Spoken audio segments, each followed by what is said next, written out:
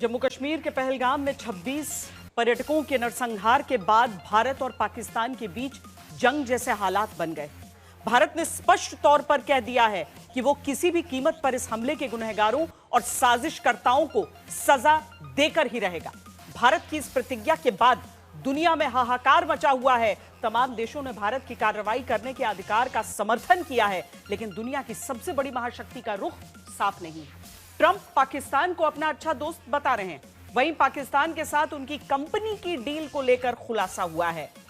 Crypto की company world liberty financial और पाकिस्तानी सरकार के बीच डील हुई है। बड़ी बात यह है कि वर्ल्ड लिबर्टी फाइनेंशियल में डोनाल्ड ट्रंप का 60% हिस्सा है। यह डील पहलगाम हमले के बाद इस्लामाबाद में हुई। क्या चीन की तरह अमेरिका ने भी भारत को धोखा दिया? डोनाल्ड ट्रंप ने आसिम मुनीर के साथ कौन सी डील कर ली? भारत को अपना सबसे करीबी दोस्त बताने वाले डोनाल्ड ट्रंप के सुर क्यों बदल गए हैं? It's a great honor to have Prime Minister Modi of India. He is a great friend of mine for a long time. We've had a wonderful relationship. Trump को लेकर शंका की एक साथ कई वजह हैं, जिसमें भारत और पाकिस्तान दोनों को अच्छा दोस्त बताना और उनकी सरकार के बयान है, जो चाहती है कि भारत पहलगाम हमला करने वाले पाकिस्तान से जल्द शांति कर ले। अमेरिका की भूमिका को लेकर सवालों के बीच एक बड़ा खुलासा हुआ है, जिसका सीधा रिश्ता ट्रंप और मुनीर से है। पहलगाम हमले के 4 दिन बाद ट्रंप और पाकिस्तान के बीच एक बड़ी क्रिप्टो डील हुई है। ये डील वर्ल्ड लिबर्टी फाइनेंशियल और पाकिस्तानी सरकार के बीच हुई है, जिसके संस्थापक ने शहबाज शरीफ और मुनीर से भी मुलाकात कर पाकिस्तान को दक्षिण एशिया की क्रिप्टो राजधानी बनाने का लक्ष्य रखा। बड़ी बात यह है कि वर्ल्ड लिबर्टी फाइनेंशियल में डोनाल्ड ट्रंप का 60% हिस्सा है।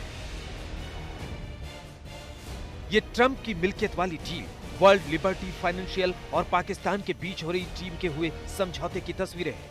एक तस्वीर शहबाज शरीफ के साथ भी है।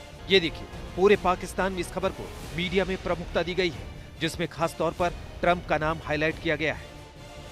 हर चीज को कारोबार के नजरिए से देखने वाले ट्रंप के मालिकाना हक वाली कंपनी से करार पाकिस्तान के लिए फायदेमंद साबित हो सकता है, क्योंकि पेशे से कारोबारी ट्रंप को सिर्फ पैसों की बात समझ में आती है। भारत के लिए चिंता की बात यह है कि ट्रंप और मुनीर के बीच हुई ये सीक्रेट डील भविष्य में घातक साबित हो सकती है, क्योंकि जिस टीआरएफ पर पहलगाम हमले का आरोप है, जो लश्कर ए तैयबा का प्रॉक्सी संगठन है, उस टीआरएफ के फंडिंग स्रोतों में 60% राशि क्रिप्टो करेंसी से भेजी जा रही है। बिटकॉइन का प्रयोग हो रहा है। इनका लिंक दुबई, मलेशिया और तुर्की के अकाउंट से मिला है।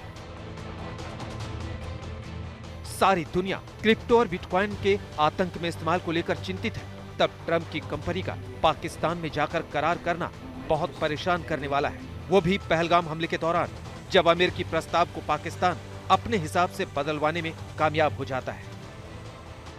पहलगाम हमले की जिम्मेदारी द रेसिस्टेंट फ्रंट ने ली।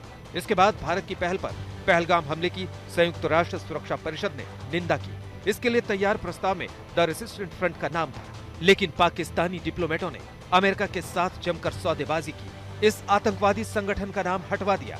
इससे पहले 2019 में पुलवामा में हुए सीआरपीएफ के काफिले पर आतंकवादी हमले के बाद भी यूएन से इस तरह का एक प्रस्ताव पारित हुआ था। उसमें कहा गया था कि इस आतंकवादी हमले की जिम्मेदारी जैश ए मोहम्मद नामक आतंकवादी संगठन ने ली है।